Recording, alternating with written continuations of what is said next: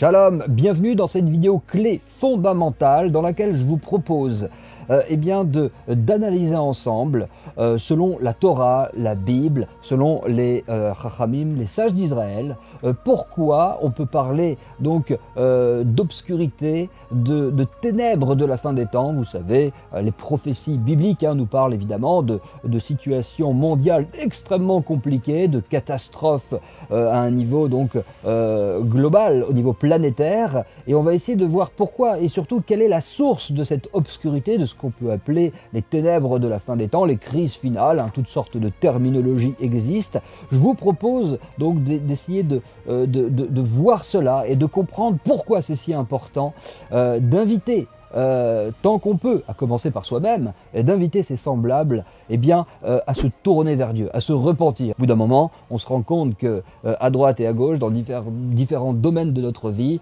on était peut-être à côté de la plaque et on décide à un moment de faire teshuva, c'est-à-dire de se repentir, c'est-à-dire de conformer tous les domaines de notre vie, dans les pensées, dans les actions, dans nos paroles. Pour les conformer, on décide de les conformer donc à la Torah de l'Éternel. Et ça, c'est le processus donc de repentance, en tout cas une partie importante du processus de repentance qu'on appelle teshuva. Alors les notions qu'on va voir ici sont vraiment profondes, mais en même temps très simples, qui quand on les comprend, quand on les saisit, vous allez voir, normalement, ça va faire beaucoup de bien à l'âme, ça va permettre de comprendre vraiment des concepts profonds de la Bible, de la Torah. Évidemment, tout est confirmé et appuyé par la Bible, toutes les sources de ce qu'on va dire ici, on les retrouve facilement dans des versets bibliques, dans des versets donc, de la Torah écrite, dans les prophètes aussi, et même dans les textes de l'Alliance renouvelée. Il y a aussi, on va voir tout à l'heure, des versets qui apparaissent dans les textes de l'Apocalypse, etc. Et c'est vrai qu'un jour, on le verra, comme ça a été le cas dans des centaines d'exemples, on pourrait citer. Un jour, ce qu'on dit ici, la science le démontrera. Pour l'instant, elle ne le démontre pas, mais de la même façon qu'un jour, la science a démontré qu'effectivement, la Bible avait raison lorsqu'elle a parlé qu'il y avait un commencement, qu'il y a eu un Big Bang à un certain moment, de la même façon que la science a découvert ça, de la même façon que la science aussi, par exemple, a découvert que la matière était faite d'énergie, et que ce sont des notions bibliques, des notions qui apparaissent dans la Torah, dans les enseignements des maîtres d'Israël depuis des millénaires. De la même façon, un jour, la science découvrira ce qu'on va dire dans cette vidéo. Un jour, elle rejoindra ce que la Torah de l'Éternel, ce que la Bible n'a eu de cesse de dire depuis la nuit des temps. En même temps, les notions qu'on va voir vont nous permettre de comprendre ce qu'est la vraie bataille spirituelle. L'apôtre Paul, le rabbi Shaul de Tarse, par exemple, dans le Nouveau Testament, parle souvent du combat de la foi. On va voir vraiment qu'est-ce que c'est que le combat de la foi, et on va comprendre à quel point tout le reste n'est que vanité. Et on va aussi arriver à discerner, avec ce qu'on va dire ici, qu'est-ce qui n'est pas le combat de la foi, qu'est-ce qui n'est pas la vraie bataille spirituelle. Ça, c'est important, parce que si on n'arrive pas bien à discerner, à définir ce que c'est que la bataille spirituelle et le combat de la foi, on peut se laisser entraîner à aller dans ce qu'on appelle le mauvais combat, dans une bataille vaine, futile, qui ne porte que très peu de fruits, voire aucun. C'est essentiel donc de remonter à la racine, de comprendre les choses, et notamment donc avec tout ce qui se passe dans cette fin des temps, toutes les catastrophes qui peuvent surgir à un niveau mondial, sociétal, gouvernemental, écologique,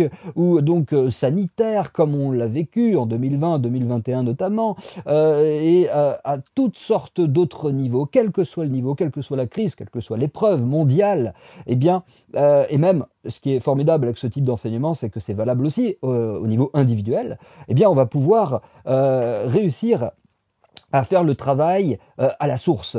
C'est un peu comme si vous avez une fuite d'eau dans une maison, ça paraîtrait insensé de voir la personne régler le problème en se contentant de mettre des bassines d'eau et des serpillères un peu partout, sans chercher à régler le problème. Lorsqu'on ne fait pas le travail qu'on va voir dans cette vidéo, on est un peu semblable à cela. On est semblable à des personnes où il y a des fuites partout, et au lieu d'aller colmater la brèche, vous allez voir pourquoi on utilise cette terminologie, colmater la brèche, au lieu d'aller faire le travail à la source, de régler le problème pour que la fuite cesse, globalement, on va se rendre compte que l'humanité tout entière, et même une grosse partie du monde croyant aussi, pas tout le monde évidemment, mais une partie non négligeable, peut faire un travail complètement semblable à celui qui se contenterait de mettre des bassines et des serpillères partout alors qu'il y a des grosses fuites dans sa maison. Petite précision très rapide, ce que je vais dire ici, pour ceux qui connaissent, c'est des enseignements donc connus dans la sphère des maîtres d'Israël, chez les sages d'Israël, et il faut savoir que lorsqu'un homme va fauter, hein, va commettre des péchés, une mauvaise action, des mauvaises paroles, il va commencer à méditer le mal, à avoir des mauvaises pensées, lorsqu'il est donc dans une dimension de faute, spirituellement, qu'est-ce qui se passe? Alors ça, c'est des notions, on en a déjà parlé ensemble, mais c'est formidable à illustrer de cette façon-là, à voir de cette façon-là. Il va former une brèche dans les mondes supérieurs, et il va créer, par conséquent, hein, cette brèche va créer un dommage dans le monde d'en bas. Il y a une répercussion, il va abîmer des choses dans les mondes supérieurs et ça va se répercuter en bas, ça va se matérialiser sous la forme d'un mal. Ça, c'est une notion qui apparaît dans les écrits de l'Alliance renouvelée, dans le Nouveau Testament. On voit que Paul parle de la Jérusalem d'en bas, de la Jérusalem d'en haut. On voit que la notion de terre et de ciel, c'est quelque chose qui revient dans toute l'Écriture. Et quand on faute, on va donc détériorer des choses dans les sphères supérieures et donc ça va se répercuter et ça va créer donc des dommages véritables concrètement dans le monde d'en bas. Les forces du mal, selon le langage des maîtres d'Israël, elles vont se comporter comme des écorces d'impureté qui vont venir se coller donc à l'endroit où se situent les brèches qui ont été donc créées dans les mondes supérieurs par nos fautes. Jusqu'à là, c'est assez facile à comprendre, mais c'est très très profond et très très vrai. Il faut bien avoir ça en tête. Elles vont se coller, donc les forces du mal, qu'on appelle écorces d'impureté, les écorces impures, vont se coller sur ces brèches, et donc elles vont se nourrir de cette brèche qui a été faite dans les mondes supérieurs. Il y a donc une source d'abondance qui, par notre faute, jaillit de cette brèche, et les écorces d'impureté ont le droit donc de venir se coller là, et de se nourrir de cela.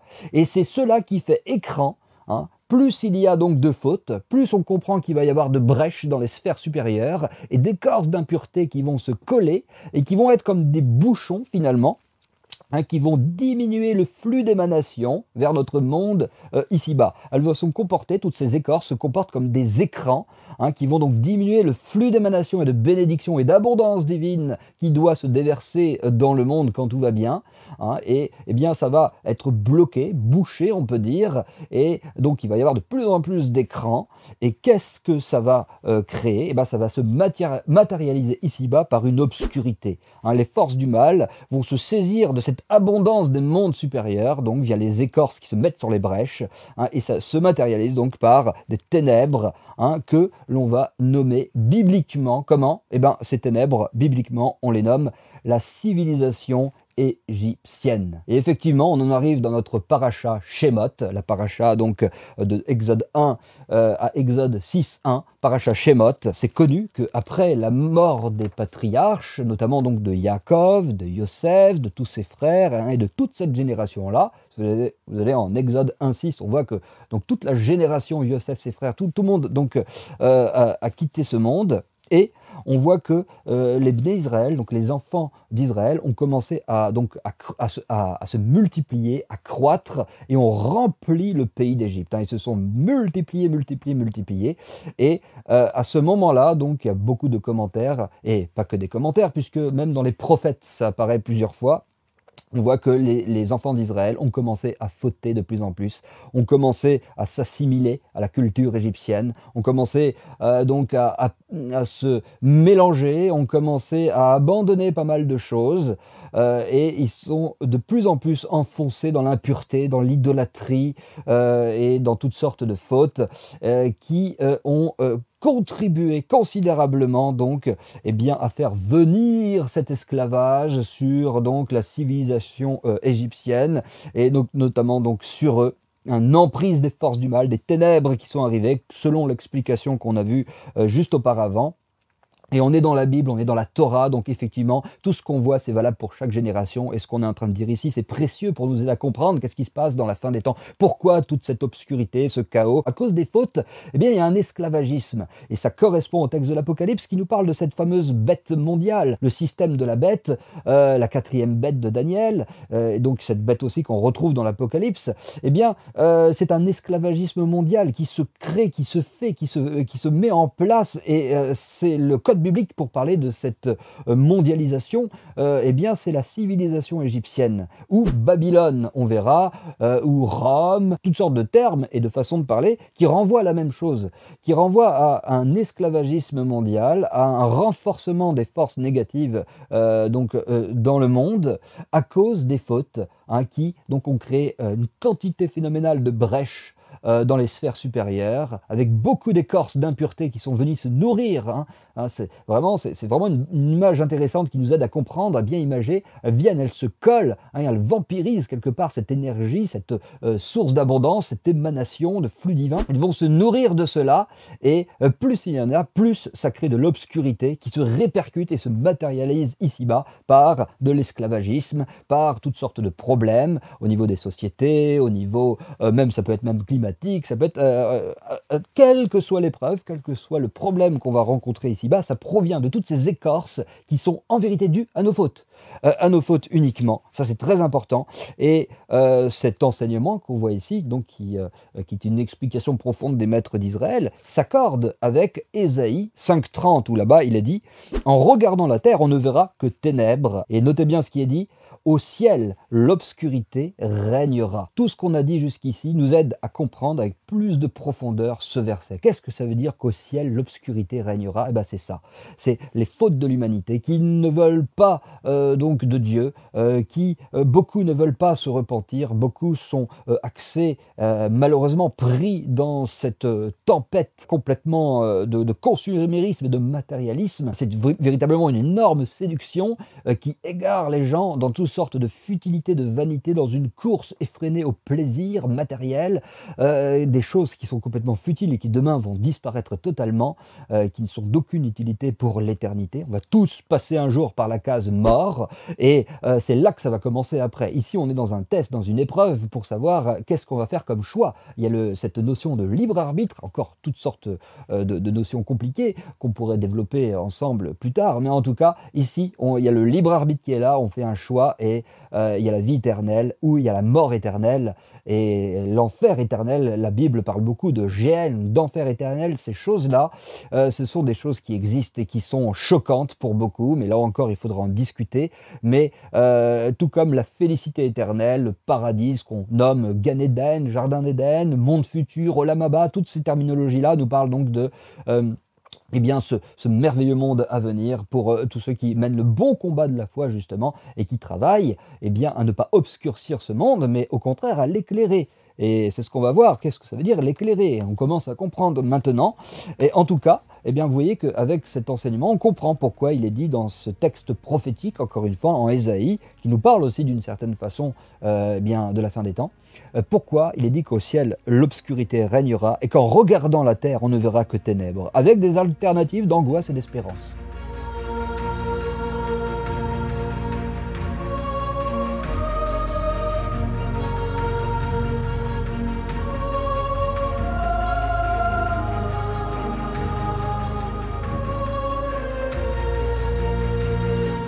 C'est un texte prophétique et qui nous aide vraiment à comprendre cet enseignement des sages d'Israël, qui nous explique que oui, cette quantité incroyable d'écorces qui sont collées sur ces brèches qui ont été faites par nos fautes se nourrissent donc du flux d'émanation et ça crée un écran, ça bouche littéralement l'abondance divine, ça l'empêche, ça la bloque, ça fait un véritable écran qui empêche la lumière de Dieu finalement de se répandre, l'abondance de Dieu de se répandre dans ce monde.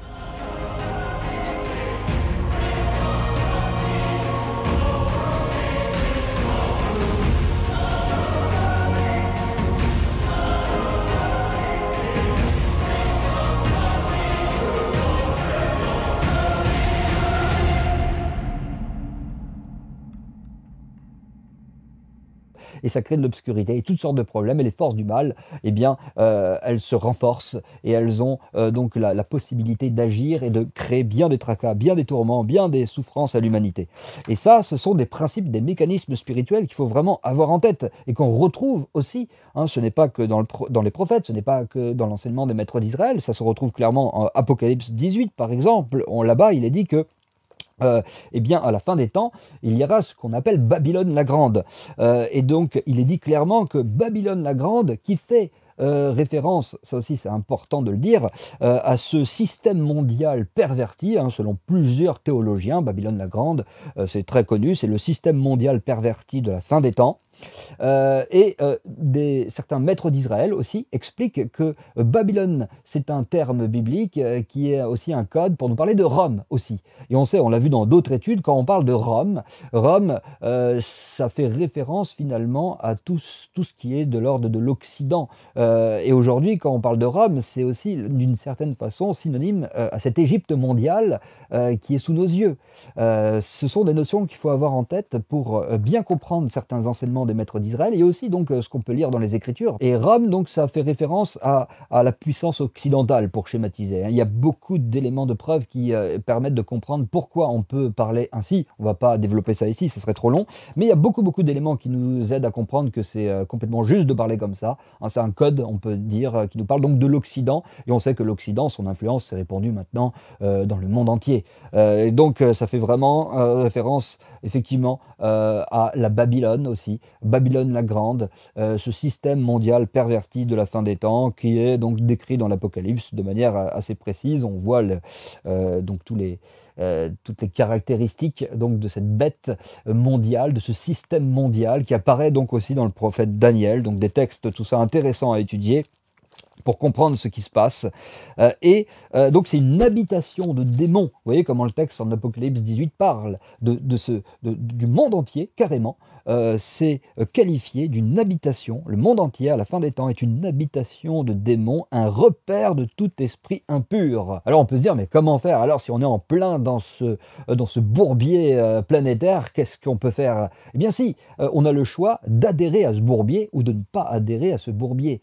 Et ce choix, c'est avant tout un choix spirituel, un choix moral et un choix qui est complètement lié donc à la repentance, c'est ce qu'on va voir. Parce que dit d'une autre façon, hein, tout ce qu'on dit ici, on le répète de différentes façons, c'est important, ça peut paraître un peu rébarbatif, mais il faut vraiment qu'on insiste parce que c'est vraiment des notions trop précieuses.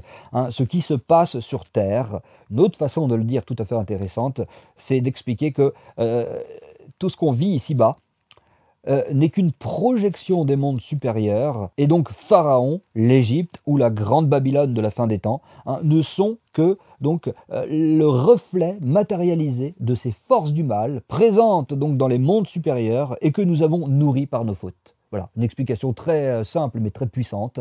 Hein. Il y a quantité de forces du mal qui se nourrissent, comme on l'a dit, hein, ces écorces impures. Hein, toutes nos fautes donnent de la force à ces écorces, les nourrissent, elles permettent à ces choses-là de faire des écrans qui amènent donc le mal à se renforcer. Et donc tout ce qu'on vit, c'est le reflet matérialisé de ces forces du mal dans les mondes supérieurs qui se nourrissent de nos fautes. Ok, on a compris.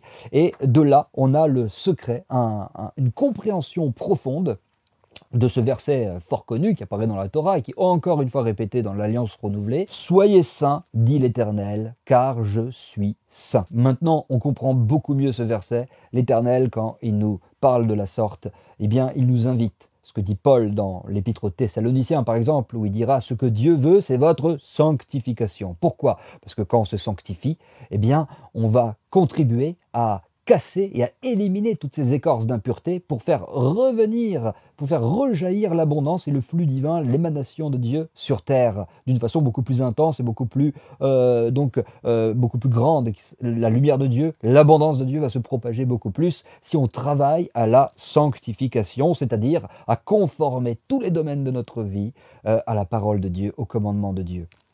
Et ça, c'est quelque chose de formidable, c'est une notion, c'est un aspect évidemment de la repentance et c'est aussi un des secrets. Cet enseignement, il ouvre plein de portes, plein de compréhensions à beaucoup de versets, puisqu'on a aussi ici une compréhension de ce verset parfois un petit peu incompréhensible de Salomon. En Ecclésiaste 18, il nous dit « Celui qui fait une brèche dans sa clôture sera mordu par un serpent ». C'est exactement ça. Lorsque l'on faute, on fait des brèches dans les mondes supérieurs, dans une espèce de sorte de clôture, on peut dire, qui va faire en sorte que le mal se renforce et on va être mordu par le serpent qui personnalise le mal, qui représente le malin, on le sait. C'est pour ça que Yeshua, lorsque justement Yeshua vraiment le réparateur des brèches par excellence, et celui qui fait non pas des brèches d'impureté, mais des brèches de sainteté. Et on va terminer par cela. Yeshua, lui, qui est vraiment donc le Messie d'Israël, donc qui eh bien, fait le travail par excellence de repentance et de sanctification. C'est pour ça qu'il dira, lorsqu'il a justement pardonné, lorsqu'il a amené, par exemple, la femme adultère, qui était accusée d'adultère, il l'a amenée à se repentir et qu'il lui a donc accordé le pardon. Eh bien, à ce moment-là, qu'est-ce qui s'est passé? Il a fait sauter il a fait une véritable brèche dans ses écorces d'impureté, qui a fait donc rejaillir plus de lumière et d'abondance divine dans ce monde. Et il a bien dit à cette femme, va et ne pêche plus, de peur qu'il ne t'arrive quelque chose de pire. Parce que si après avoir, si après s'être repenti, on retombe dans des péchés graves, eh bien, les écorces d'impureté, vont être encore plus nombreuses et plus fortes encore lorsqu'elles vont revenir sur la brèche. C'est un des aspects d'ailleurs de ce verset dans les évangiles où Yeshua dira que si quelqu'un est délivré d'un esprit impur et qu'il ne travaille pas à remplir finalement sa maison, c'est-à-dire son corps, son être, son âme, eh bien de la parole de Dieu et d'un vrai travail de sanctification, s'il ne fait pas attention, eh bien cet esprit impur va revenir avec 7 démons. Et la condition de cet homme sera encore pire. C'est des notions, ça aussi, qu'il faut vraiment avoir en tête, c'est que on peut réparer, on peut véritablement donc se repentir et marcher dans la sanctification, mais il faut faire attention de ne pas retomber dans les mêmes gros péchés dans lesquels on était, parce que ça va attirer des sacrés problèmes dans tous les sens. Et donc on comprend de là que plus on travaille à l'unité, à la paix, à la repentance, à la sainteté, et donc on insiste, c'est pour ça que dans l'Écriture ça apparaît tellement régulièrement, Dieu le répète tellement qu'on ne peut pas être plus royaliste que le roi, on peut que le répéter nous aussi, des invitations à la repentance, l'invitation donc de se consacrer majoritairement à la Torah, à l'étude de la Torah, à la pratique de la Torah, pour donc se repentir et se sanctifier. C'est tellement répété qu'il nous faut le répéter. C'est ce qui va permettre à faire non plus des brèches finalement d'impureté qui vont attirer des écorces impures et qui vont donc obscurcir les mondes supérieurs et matériellement ce monde et spirituellement aussi ce monde. On va faire des brèches de sainteté en faisant le bon travail de repentance, de sanctification. On va faire de véritables brèches de sainteté dans les écorces du mal. Ces écorces du mal, par notre travail spirituel qu'on va faire, et qui est de tous les jours. Par exemple, un exemple tout simple, si je vois quelqu'un mal se comporter et que je pourrais facilement, parce que je considère qu'il a eu un mauvais comportement à ce moment-là, je ne le connais même pas forcément, je ne sais pas pourquoi il agit comme cela, je ne lui ai même pas parlé, et je vais faire une médisance sur cette personne directement. On a beaucoup parlé de ce sujet et on en reparlera beaucoup. Je vais faire une médisance, par exemple. Et si je me retiens, si j'avais envie de faire une médisance, mais que je me retiens en me disant non, c'est pas correct, j'ai pas à le juger de la sorte, j'ai pas à l'avilir, à l'amoindrir, à le déprécier, alors qu'il me manque tellement d'éléments.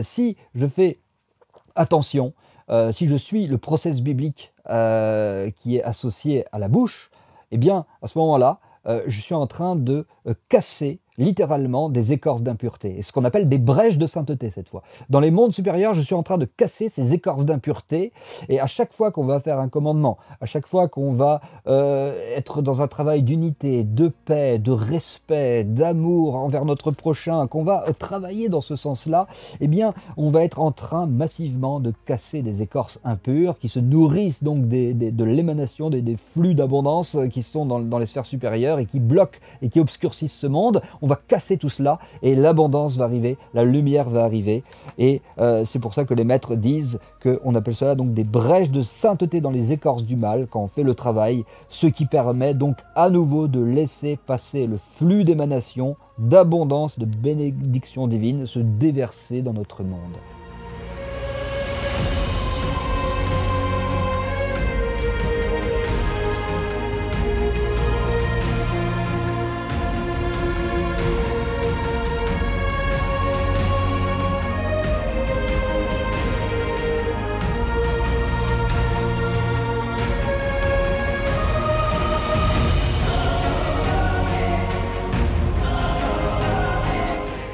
Et c'est ça la vraie bataille spirituelle. C'est très très très important. C'est pour ça que Paul dans les Épîtres, il le dit bien, on n'a pas à lutter contre la chair et le sang, mais contre les esprits mauvais dans les lieux célestes, contre, justement, quand il parle comme ça, il parle aussi des écorces d'impureté, Paul. Il est enraciné, ne l'oublions jamais, dans l'enseignement des maîtres d'Israël. Paul était élevé par Gamaliel, un maître d'Israël reconnu, qui était d'une grande carrure spirituelle. Et Paul connaissait tous ces enseignements. Et évidemment, il les a gardés, il les a retransmis, quantité d'enseignements qu'il connaissait, qui étaient parfaitement bons, justes et vrais, et que dans toutes ces épîtres, il nous retransmet. Et vous voyez, ça rejoint parfaitement donc ce que enseignent les maîtres d'Israël. Et donc, par ces brèches de sainteté que l'on fait en faisant ce travail de teshuva, ce travail de repentance, en invitant autour de nous les gens à se nourrir de la parole de Dieu, à méditer les choses de Dieu, en invitant tout autour de nous le monde entier, le maximum de monde, à se repentir et à faire ce travail, même si on essuie toutes sortes d'affronts, toutes sortes de railleries, de moqueries, toutes sortes de mépris, ça va arriver beaucoup et ça arrive beaucoup, malheureusement, mais ce n'est pas vain. Dieu le voit et ça contribue quand on fait ce travail-là, quoi qu'il arrive, ça contribue à casser, à vraiment faire des brèches de sainteté dans toutes ces écorces impures qui sont les fautes de tout le monde. Tous ceux qui vont faire de la médisance, tous ceux qui vont répandre le mal, tous ceux qui vont répandre la querelle, la dissension, tous ceux qui vont nous écarter du chemin de la Torah, du chemin de la prière, tous ceux qui vont répandre le mal avec leur bouche, avec leurs actes, avec leurs pensées, tout cela, il crée une quantité d'écorce dans les cieux qui assombrissent et qui renforcent l'esclavagisme de ce monde et qui donnent de la puissance donc aux forces du mal. Et après, on va être là, on va essayer de lutter contre les gouvernements, de lutter contre ceci, cela. Mais tout ça est absolument vain si on ne règle pas le problème à la racine. C'est complètement inutile en vérité. L'image de la fuite d'eau et de celui qui essaye de lutter contre la fuite d'eau en mettant que des serpillères et des bassines, c'est exactement ça.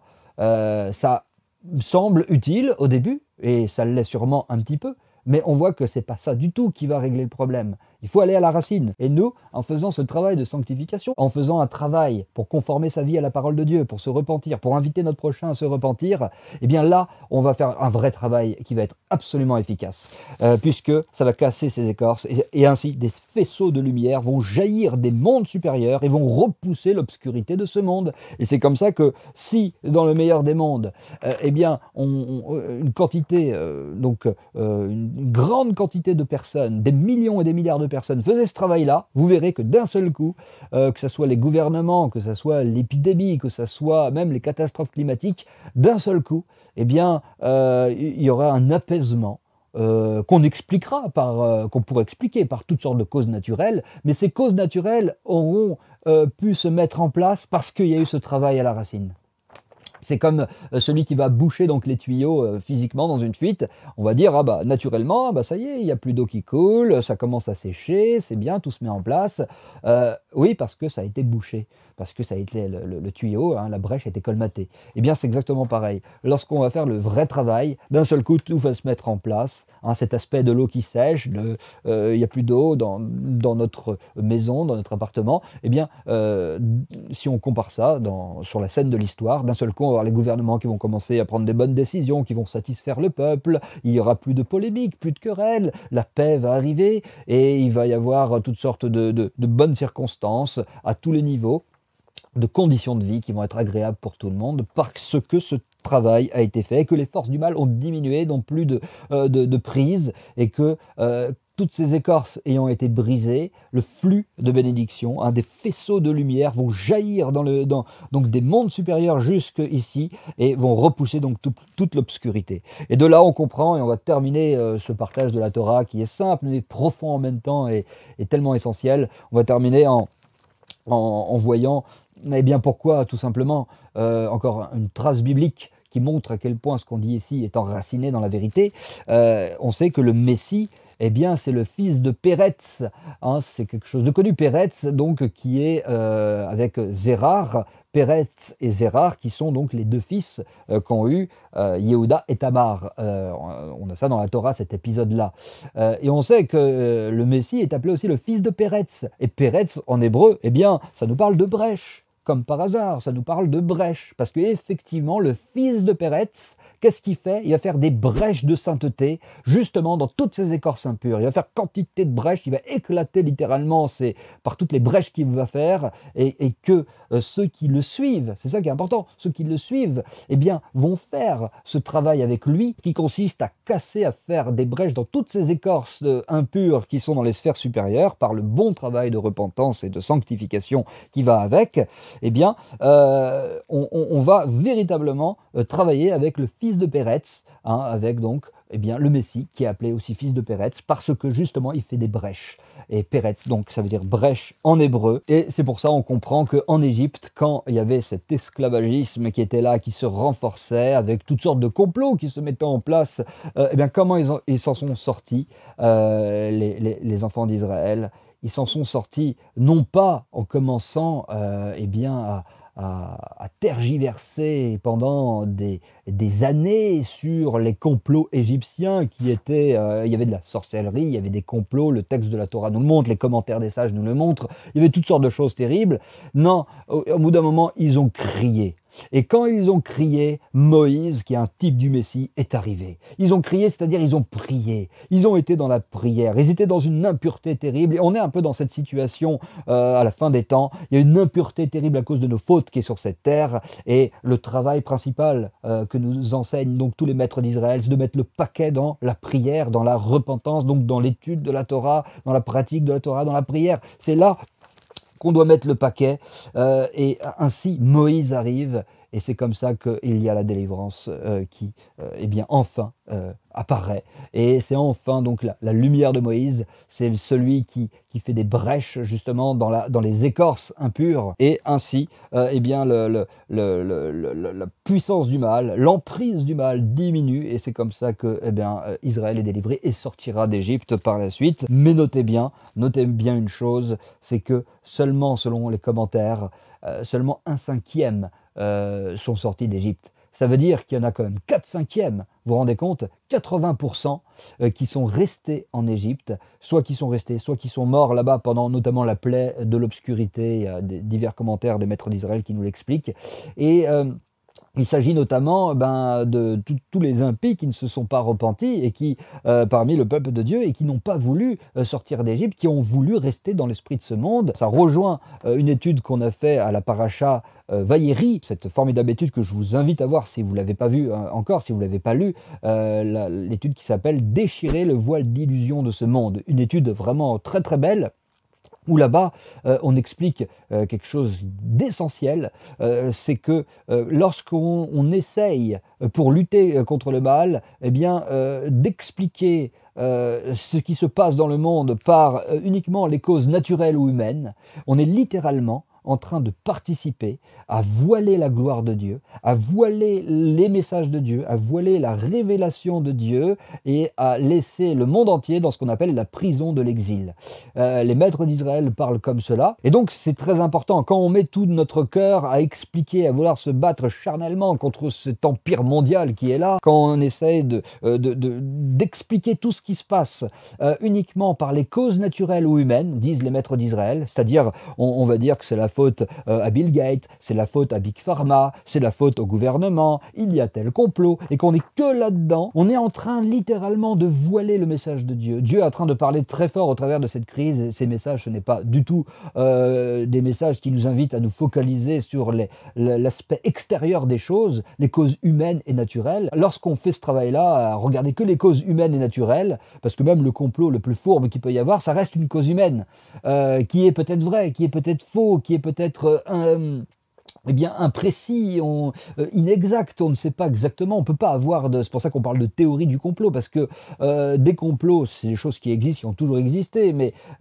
exactement comment ça se passe, quels sont véritablement les protagonistes en jeu, et les intérêts, et les pensées de chacun, et tout, ça reste complètement inaccessible, on ne sait pas exactement ce qui se passe dans les coulisses, on sent bien qu'il y a des problèmes, mais lorsqu'on est donc en train de se focaliser uniquement sur les causes humaines et naturelles, on est en en train de voiler la gloire de Dieu, disent les sages d'Israël, on est en train de voiler son message, et on est en train d'empêcher les gens de faire le vrai travail qu'on voit ici, qui consiste à faire des brèches de sainteté dans toutes ces écorces impures qui obscurcissent ce monde, parce que collés donc dans les sphères supérieures, hein, sur donc toutes les qui bloquent littéralement tout le déversement de l'abondance dans ce monde, on est en train d'empêcher beaucoup de faire ce travail-là. Du coup, on n'est pas du tout en train de se concentrer sur les messages de Dieu que Dieu donne à beaucoup, à toute l'humanité, au travers donc de toutes les crises de la fin des temps. Il y a toutes sortes de messages de Dieu qui nous invitent toujours à aller dans la même direction, à revenir à lui, à revenir à la repentance pour justement nous sauver de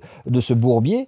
Et lorsque on ne fait pas ça, eh bien, on est littéralement en train de travailler à renforcer, en vérité, eh bien, les forces du mal, ou à les maintenir au minimum, à les maintenir ou à les renforcer. Parce que si on ne fait pas de travail de sanctification, si on ne fait pas un sérieux travail là-dedans, qu'on n'invite pas tous nos semblables au maximum à aller dans cette direction-là, soit au mieux on maintient ces forces du mal, mais comme on ne fait pas ce travail, on va nous-mêmes fauter facilement avec notre bouche, dans nos actions, on va faire toutes sortes d'erreurs, toutes sortes de fautes, et on va renforcer, on va faire des brèches qui sont des brèches impures cette fois, qui vont attirer donc des écorces du mal, comme on l'a bien dit, bien expliqué, et qui vont obscurcir, contribuer à obscurcir donc les mondes supérieurs, et donc par conséquent ça va se refléter ici-bas par toutes sortes de problèmes.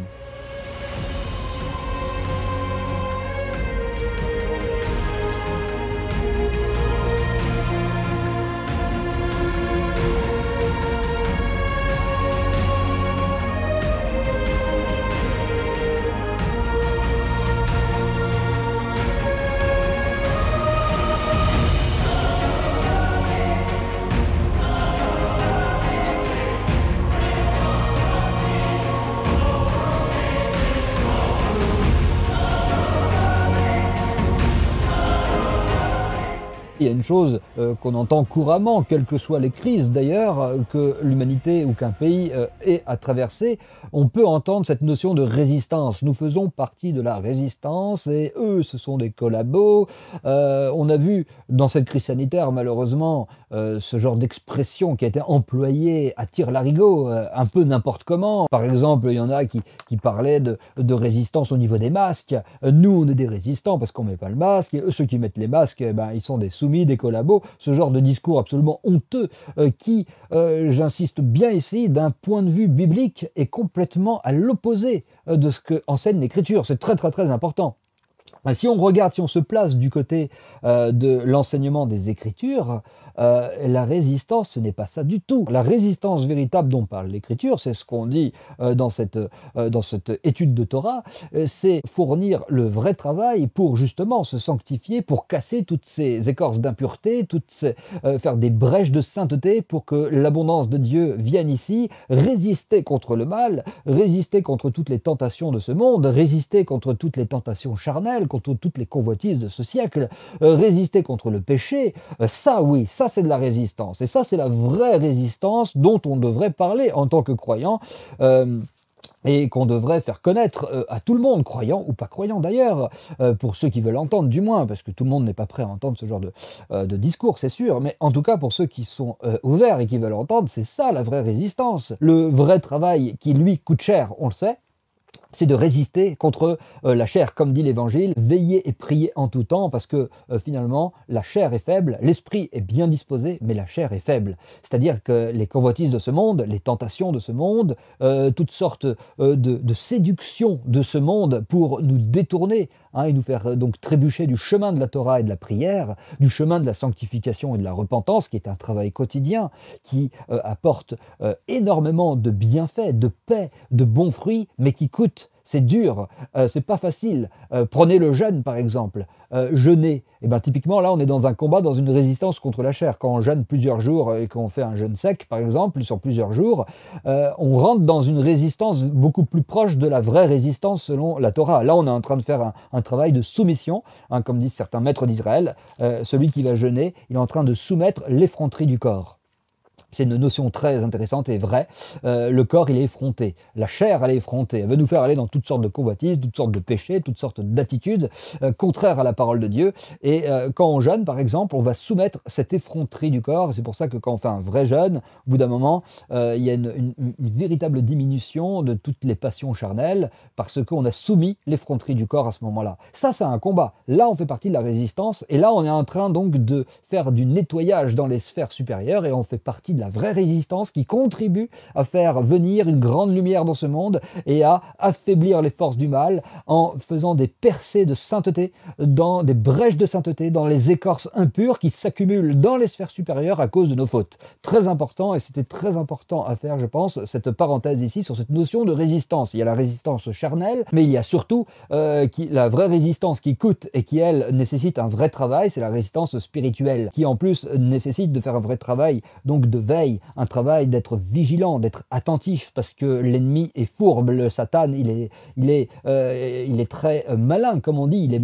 malicieux, et donc il est rusé, et donc il faut faire attention, il faut faire un travail de prière, un travail de veille, un travail d'étude de la Torah, de pratique des commandements, de vigilance, de prudence, de circonspection, faire attention à sa bouche, faire attention à ce qu'on écoute, à ce qu'on voit, toutes ces choses-là, c'est un vrai travail qui porte beaucoup de fruits, parce que quand quelqu'un fait ce travail, il faut vraiment avoir à l'esprit que quand quelqu'un va dans ce sens-là, Dieu le bénit. Rapidement et tôt ou tard, il y a une bénédiction, une faveur, et après avoir un petit peu souffert dans la chair, il va avoir la faveur de Dieu si quelqu'un le fait dans les bonnes conditions, avec le bon cœur, pour véritablement plaire à Dieu, pour se rapprocher de Dieu et mener le bon combat de la foi et être dans la vraie résistance spirituelle et qui finalement est aussi une résistance physique.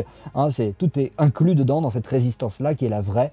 Et là, l'Éternel bénira une telle personne et la conduira et l'aidera, comme il est dit, à celui qui veut se purifier. Le ciel l'aide à se purifier. Voilà, je referme cette parenthèse sur la résistance. C'est important parce que des fois on entend même dans la bouche de croyants ce terme-là, alors qu'il l'utilise pas du tout selon le prisme, selon donc le point de vue de la parole de Dieu. Et c'est une perversion dont il faut parler, et c'est ce qu'on vient de faire.